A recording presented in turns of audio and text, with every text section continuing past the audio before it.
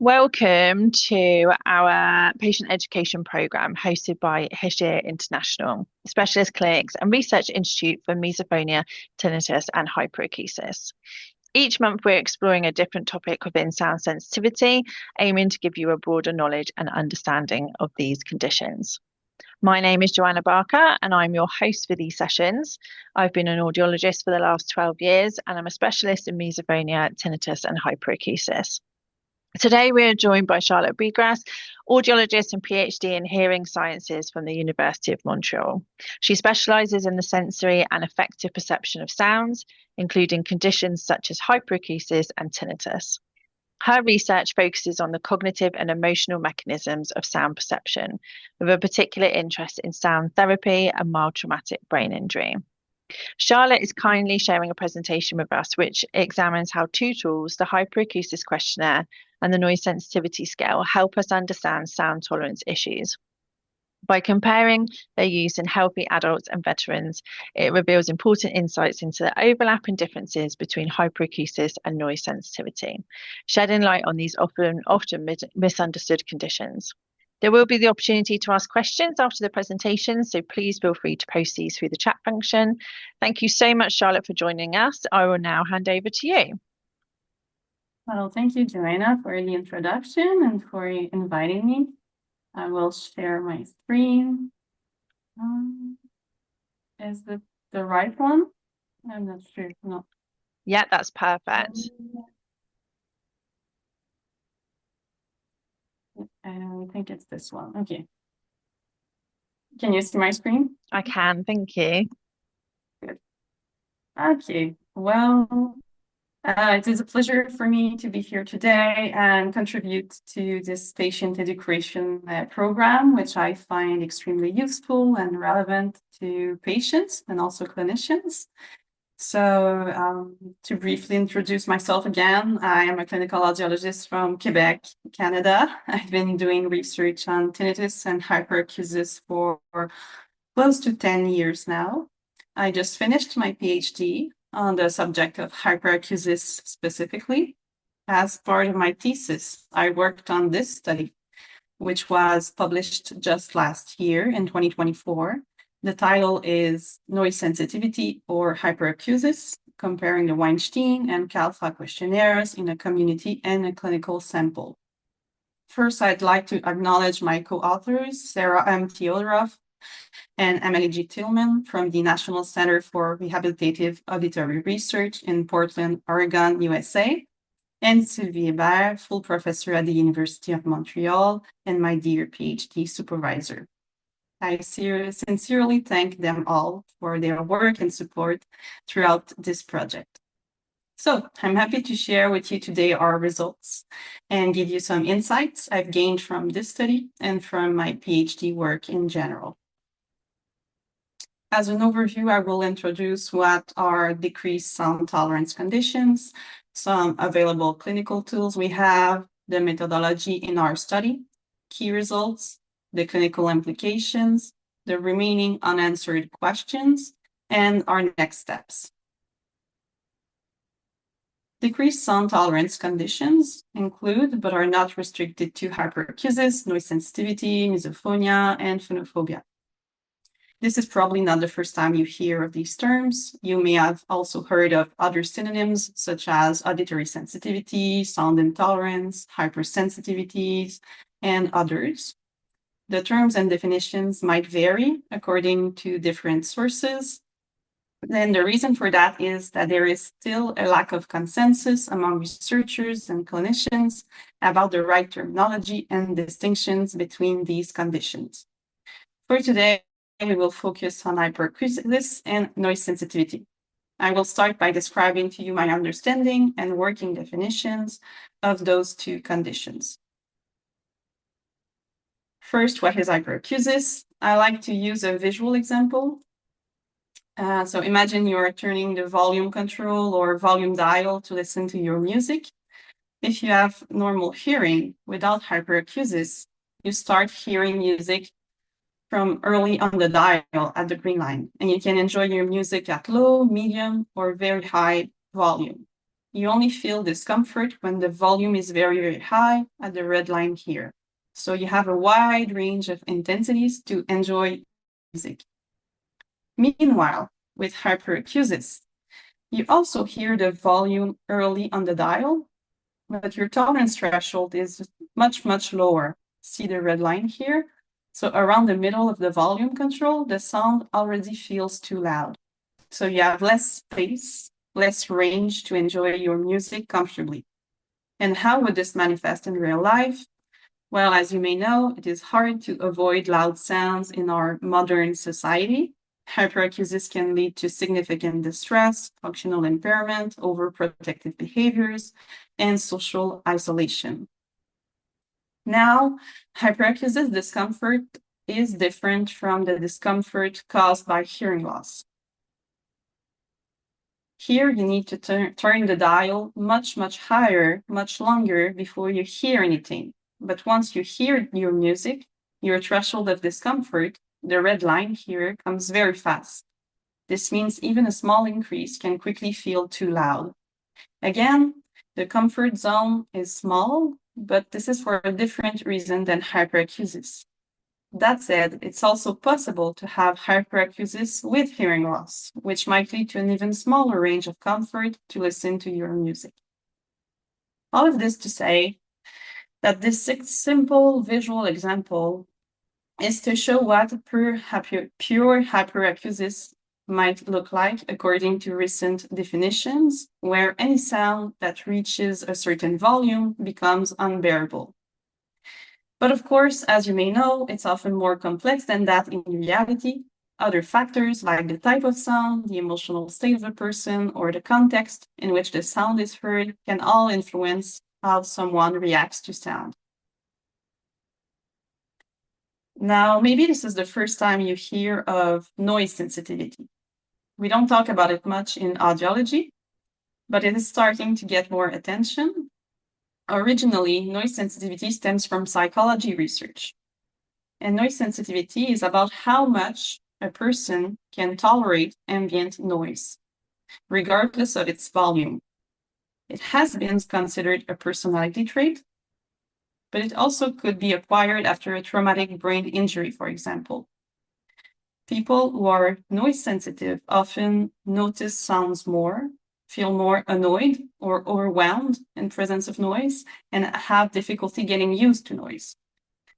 We could imagine noise sensitivity like a normal curve distribution, meaning in the overall general population, some people have low noise sensitivity, most people are in the middle and have moderate noise sensitivity, and a small group of people has high noise sensitivity. But it is yet unclear if and when this high noise sensitivity group has a pathological medical condition that would require intervention. To wrap up, hyperacusis would be when everyday sounds become unbearable at a certain volume, while noise sensitivity, this is when someone has difficulty tolerating noisy environments, regardless of volume, leading to feeling generally annoyed or overwhelmed. If you think about it, it's true that some people feel really annoyed by noise, even though it can be very soft. I have seen patients where they are not necessarily bothered by loud sounds, but rather by low constant noise, such as a washing machine turning, the dishwasher, or the traffic noise by the window. But in clinical work and research, we don't always separate noise sensitivity from hyperacusis, but maybe we should. Noise sensitivity and hyperacusis are often confused because research papers don't always clearly define them. Both conditions involve discomfort with sounds and similar behaviors like avoiding noise, wearing ear protection, and feeling anxious. Since we don't fully understand how they work biologically, some researchers treat them as the same condition, while others see them as separate but with overlapping symptoms.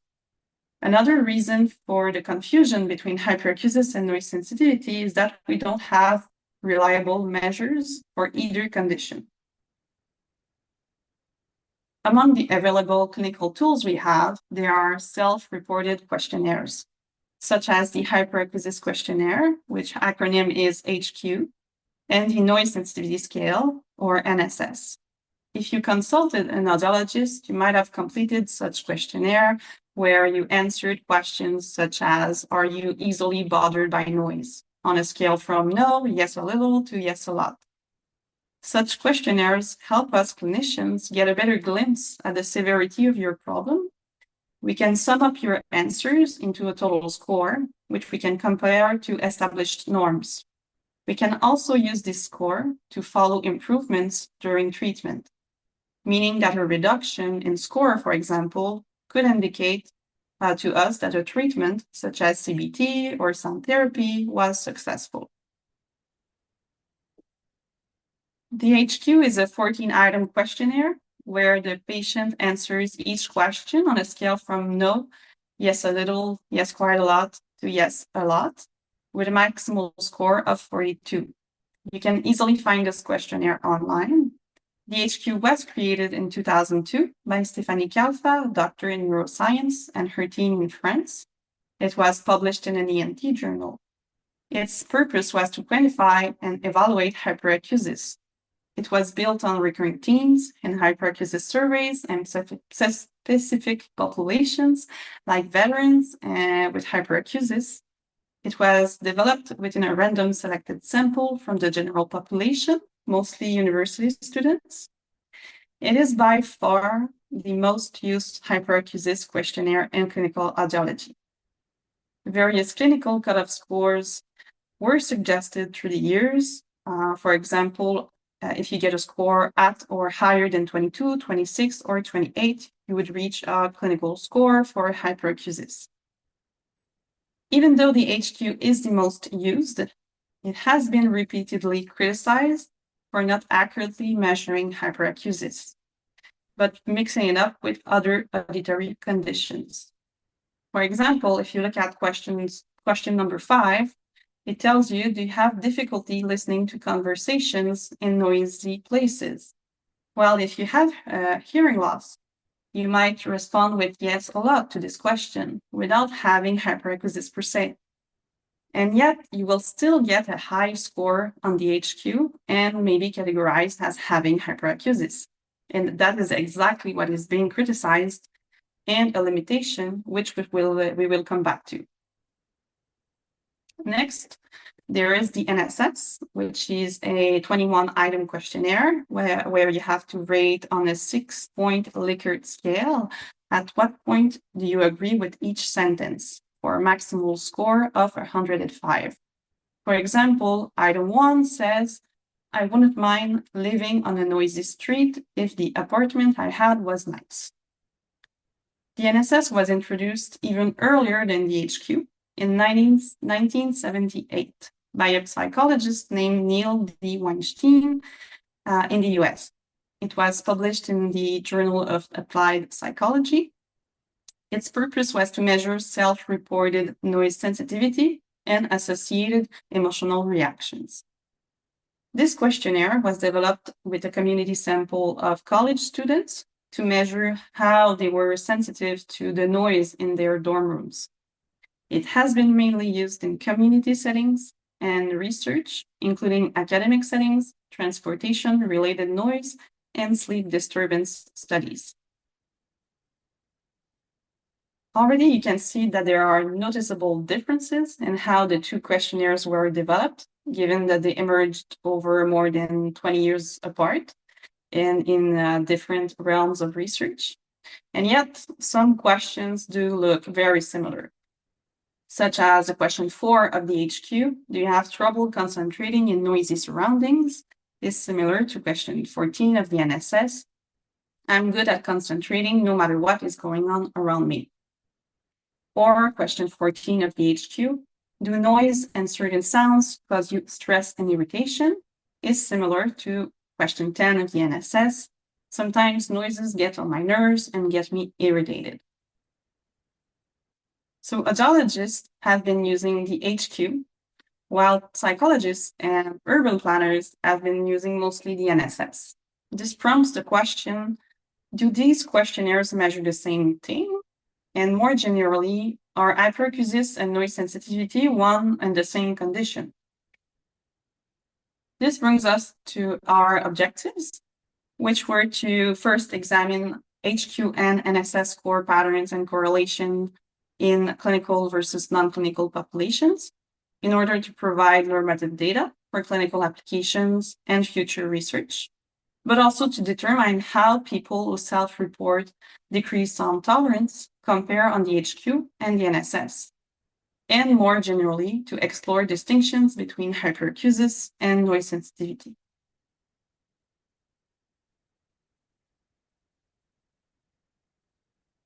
Regarding methodology, 2 samples of participants completed both the HQ and the NSS. First, in Montreal, we had the non-clinical sample. We recruited 103 young adults of about 28 years old with normal hearing to mild hearing loss. They all completed both questionnaires, and 9 of the 103 participants self-declared decreased sound tolerance. We then collaborated with the National Center for Rehabilitative Auditory Research, which is part of the U.S. Department of Veterans Affairs, VA, in Portland, Oregon. Their team recruited 95 veterans with or without comorbidities, such as various health problems or injury to the head or neck. They were about 52 years old, with mild to moderately severe hearing loss. And in their case, it was 59 participants out of 95 that declared decreased sound tolerance. We then calculated the HQ and the NSS scores of each participant within each sample. As for the results, we got for our non-clinical sample in Montreal and the sample of young adults, how to read this graph. Well, on the horizontal axis, you can see the HQ scores from low scores, meaning few hyperacusis symptoms, to high scores, meaning a lot of hyperacusis symptoms. And on the vertical axis, you have the same thing, but for the NSS score, meaning at the bottom, low NSS score would mean few NSS symptoms, while high score at the top would mean a lot of noise sensitivity symptoms. Each circle and each cross represent a participant at the intersection between their individual HQ score and their individual NSS score. What we can see is that the more a participant has a high score on the HQ, the more they also have a high score on the NSS. And the inverse would be also true. A high NSS score is associated with a high HQ score. This correlation between the questionnaires is qualified as strong with a correlation coefficient of 0.74. Also, you can see that there is 9 red crosses that represent the 9 participants that self-reported decreased sound tolerance. You can see that they scored high on both questionnaires, which we could interpret as them having more severe symptoms of hyperacusis and noise sensitivity. But next, we have the same graph, but for the clinical sample of 50 years old US veterans. There again, it seems that when a participant has a high HQ score, they tend to also have a high NSS score, but the relationship is less strong. There is much more variability in the scores. Some participants, like this one, have a high HQ score, but a low NSS score. And other participants, like this one, have a high NSS score, but a low HQ score. This correlation was qualified as moderate with a correlation coefficient of 0.58. And again, the 59 DST participants, the 59 red crosses we can see for the 59 participants that self-reported decreased sound tolerance, they tended to have higher scores on both questionnaires compared to their counterparts who did not self-report decreased sound tolerance. So to conclude, both samples showed a similar trend, meaning people reporting decreased sound tolerance tend to have higher scores on both questionnaires, but there is much more variability within the clinical sample, which could be explained by the profiles of this clinical population being more diverse, particularly with their comorbidities and hearing loss. So what does this mean? What are the clinical implications?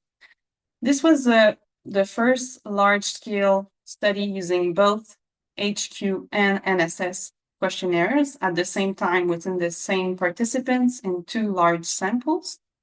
And we found a moderate to strong correlation between the HQ and the NSS score in two very different groups of people. They were differing in terms of age, hearing ability, general health, occupation, language, and nationality.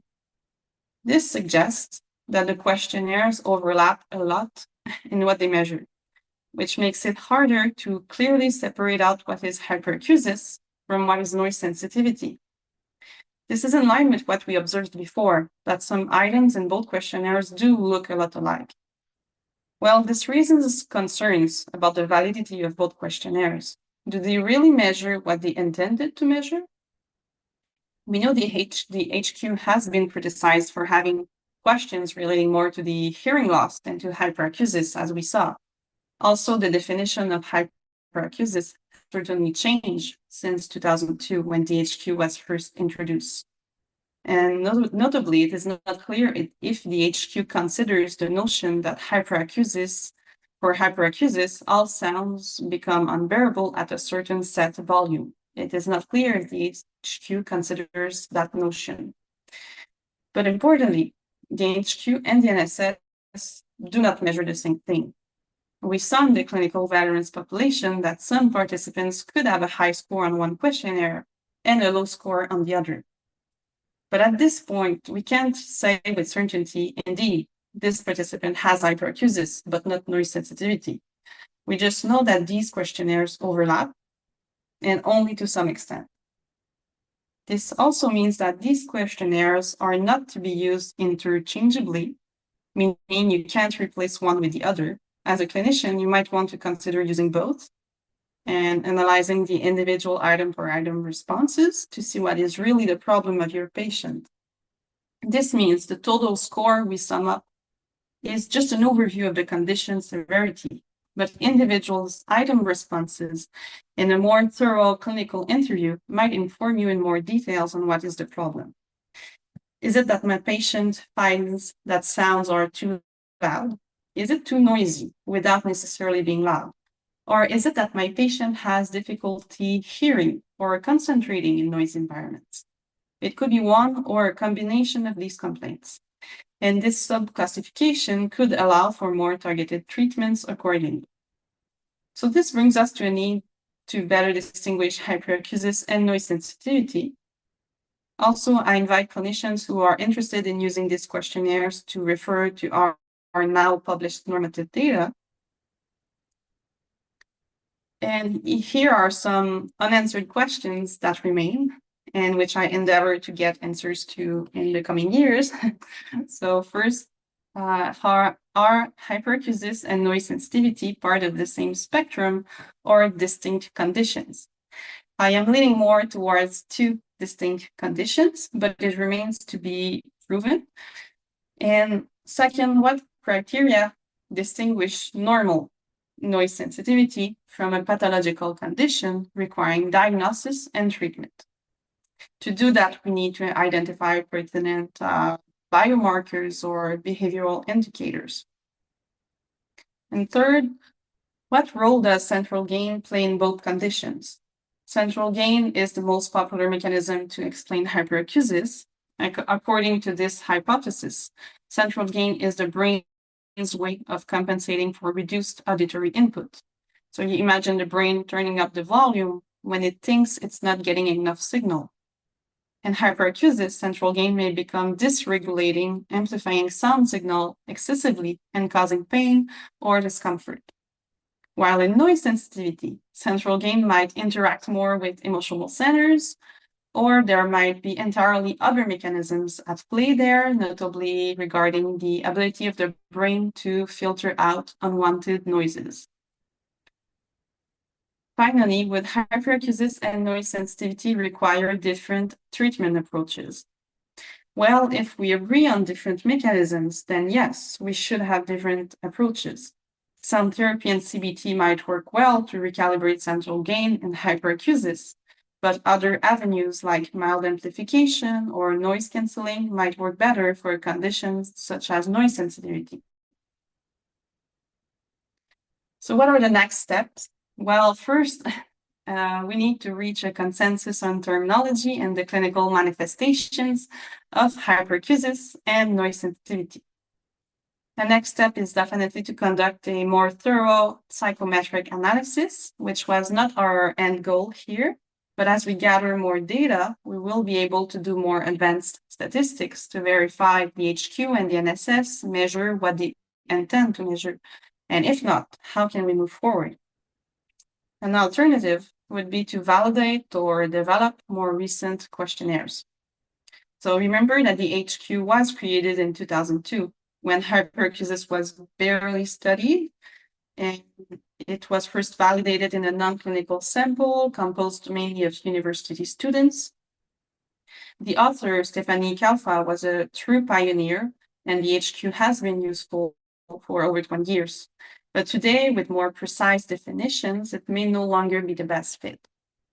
And for alternate newer questionnaires on hyperacusis, you can look up the HIQ, Hyperacusis Inventory Questionnaire, and the SSSQ, the Sound Sensitivity Symptoms Questionnaire by Hayes and al. 2022, or the IHS, the Inventory of Hyperacusis Symptoms by Greenberg and Carlos in 2018. As for the NSS, it is currently ongoing an international multi-language validation. So it will likely continue to be used in a lot of contexts. Another idea to distinguish hyperacusis from noise sensitivity is to use psychoacoustic measures. In my thesis, I created a task where participants rated both the loudness and the pleasantness of sounds. This type of task could help us see whether people with hyperacusis or noise sensitivity react more to the intensity or to the emotional content of the sound, and what's specific to each condition. It would also be important to validate physiological objective measures to answer questions like how does the brain or how does the body of someone with hyperacusis or noise sensitivity versus someone who has not these conditions, how does it respond to disturbing sounds? This could help us better understand the causes, mechanisms, and improve treatment for both conditions. Then the next step will be to study tailored treatments, such as sound therapy and CBT for hyperacusis. As for noise sensitivity, well, as I mentioned, we have really not much data on what would be the best approach, nor when is it necessary to intervene. But by continuing along these lines, we can improve how we identify, understand, and treat these conditions to ultimately help patients more effectively. Here are the references cited in this presentation. I thank you for your attention. I welcome your questions and feedback. And here is my current email, so please feel free to reach me anytime. Thank you. Thank you so much, Charlotte. That was brilliant. I have a few questions for you, if that's okay. How you say that obviously we need to come to a consensus over terminology. How do you is that part of your next part of your research, or how do you have any sort of proposals on how we can do that? Yeah, well, I have a lot of ideas. My next steps would definitely to find an objective marker or better ways to distinguish what are the manifestations of hyperacusis versus noise sensitivity. And in my thesis, I proposed this paradigm where you can study loudness from a sensory perspective.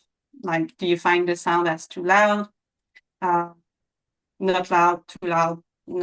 And from the affective dimension, do you find the sound to be pleasant or to be unpleasant? And I will also like to add a cognitive dimension. So is it hard to hear? And how does the hard of hearing aspects affect your sensitivity to noise or your hyperacusis? So that would be my approach to look at those three dimensions and see what's the bigger aspects in each of these conditions to better clarify the manifestations of hyperacusis versus noise sensitivity. And my hypothesis would be to continue in the direction that from the proposed definitions of the classification by Henry and al. In 2022, where it suggested that hyperacusis is mainly driven by this sensory aspect. So as I was saying, hyperacusis is when all sounds become unbearable at a certain volume, whatever the sounds. So this would be the purest definition that we would use. As for noise sensitivity, it seems more of a complex concept where we would need to define, well, what are is it that it's hard to hear that causes the noise sensitivity, or is it really an emotional component that makes you hate the sounds, particular sounds? So yes, that was, I don't know if that was clear, but that was me. That would be my approach. And I was talking about objective measurements. So I truly believe that looking at mechanisms would help us understand better what distinguishes those two conditions. But definitely they have symptoms that overlap, as we saw with the correlations in those questionnaires. Yeah. Charlotte, can I get you to just take down your presentation? Is that okay? Thank you. Yeah. It is really interesting, isn't it? Because as an audiologist, when you're assessing a patient, and they come to you with a vague idea of what their symptoms might be. They might have Googled their symptoms, and typically they will sort of think that they have maybe hyperacusis, or even potentially be mistaken it for misophonia or some or phonophobia. But actually, it is this noise sensitivity, and it is almost like there isn't a lot of research around hyperacusis and sound sensitivity in general, but noise sensitivity is that sort of like little bit, it's all the way over on the other side as well, isn't it? What do you think we need to do do we need more research into noise sensitivity? Yes, definitely. Well, as I was saying, we kind of conceptualize noise sensitivity on a normal curve, with some people being at the high end.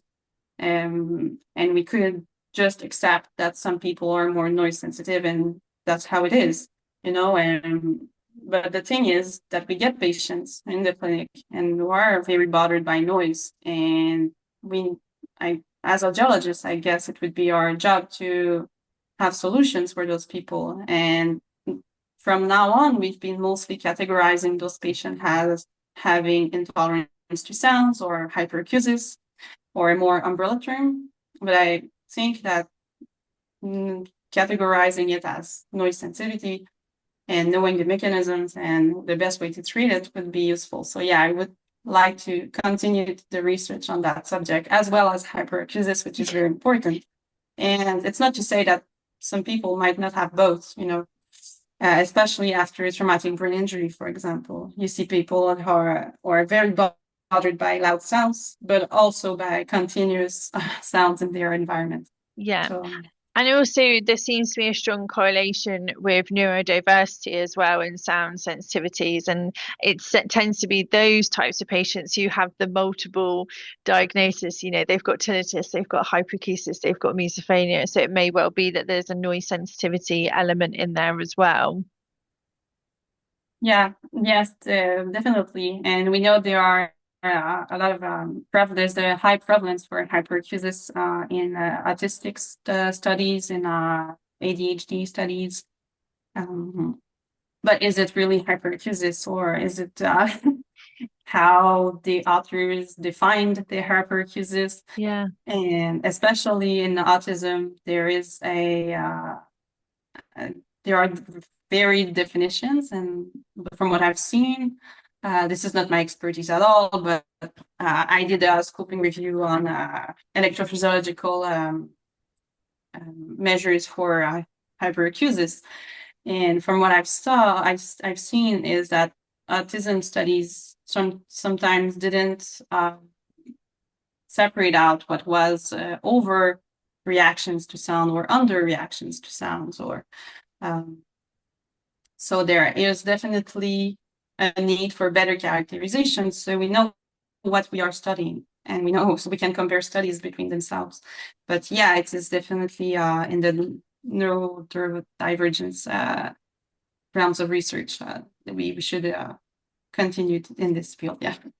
In regards to, you were saying, obviously, the importance of being able to distinguish between these conditions is that then we can actually treat them as separately, and there may well be different management strategies for each. In terms of noise sensitivity, is there anything that you would recommend for patients? That's tricky. That's tricky, knowing that we're in the beginning of understanding these conditions. And I talked about briefly about the noise canceling strategies and mild amplification. But definitely, that would be the first step, would be to consult with your audiologist to see what's the best trick for you, what's the best treatment for you. But I want to look in future studies in the benefits of using such technologies as noise canceling.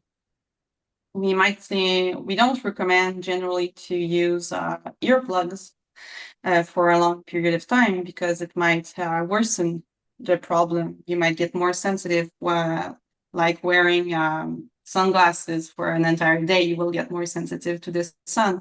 Yeah. So wearing earplugs for the day, you might get more sensitive. So what would be the risk of wearing noise canceling technology for an entire day? So that is to consider.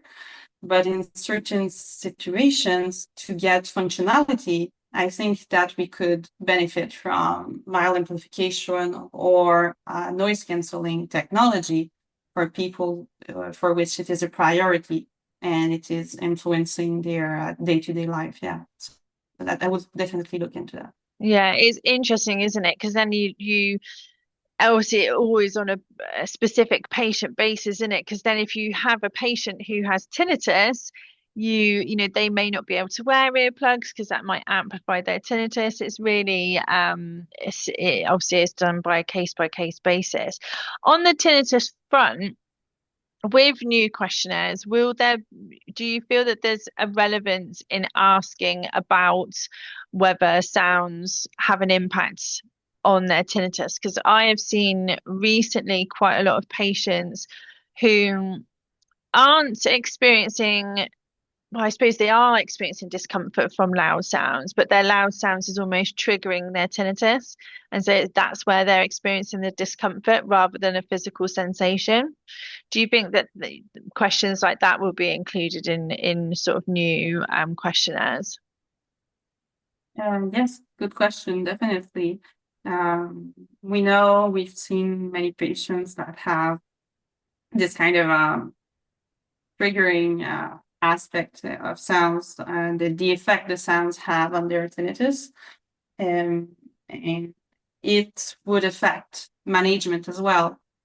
So it definitely would be questions to add to new questionnaires, because we would have a more careful approach in introducing sound therapy, for example, with those kind of patients. It would, I'd find it really helpful. When we do an assessment with Hyperacusis International, you included some of the questionnaires in your site that we use. But we start with the SSSQ, and that then indicates which questionnaires we then may ask a patient following. And for some patients, that means we're asking quite a lot of questions. And all of our patients are really committed and are really willing to be able to take the time to be able to answer these questionnaires as open and honestly as they possibly can. But obviously, you do get that element of fatigue slipping in. So, something that can incorporate different elements of this, would be really beneficial for the patient as well. Yes, definitely. Yes, we've had that problem as well.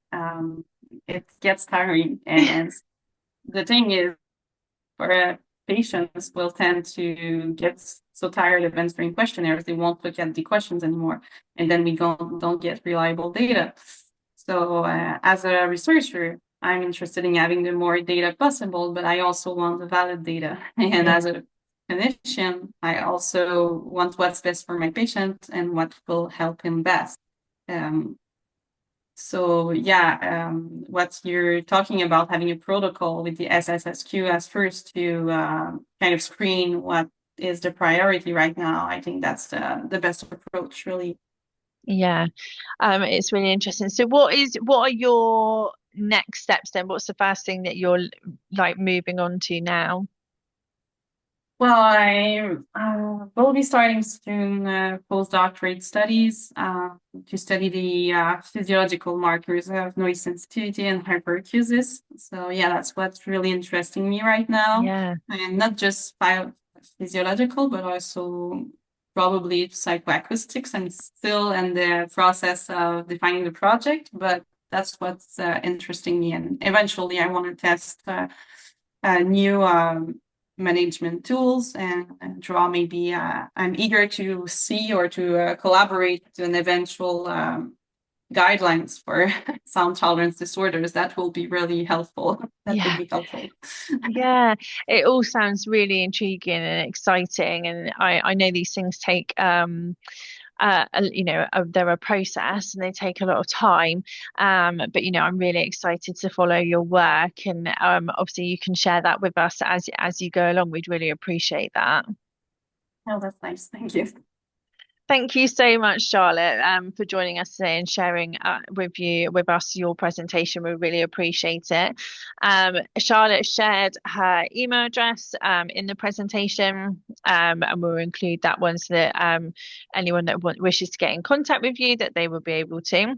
If anyone has any other questions, they can contact us through Hashir International. Hashir International would also like to announce the 8th International Conference on Hyperacusis and Misophonia, which will take place in Hanover, Germany from the 14th to the 16th of October 2026.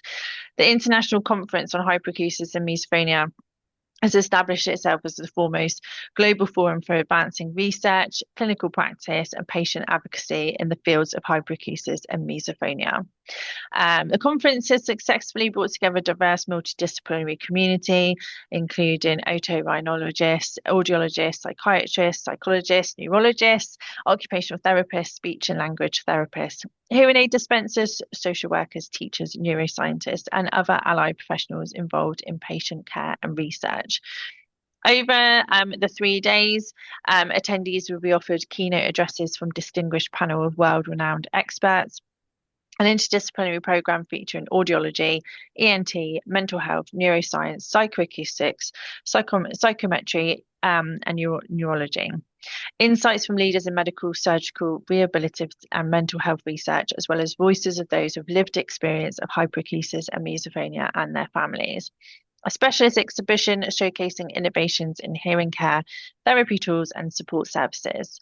Further information regarding abstract submissions, registration, and the full programme will be released soon. Thank you so much, Charlotte, for joining us today.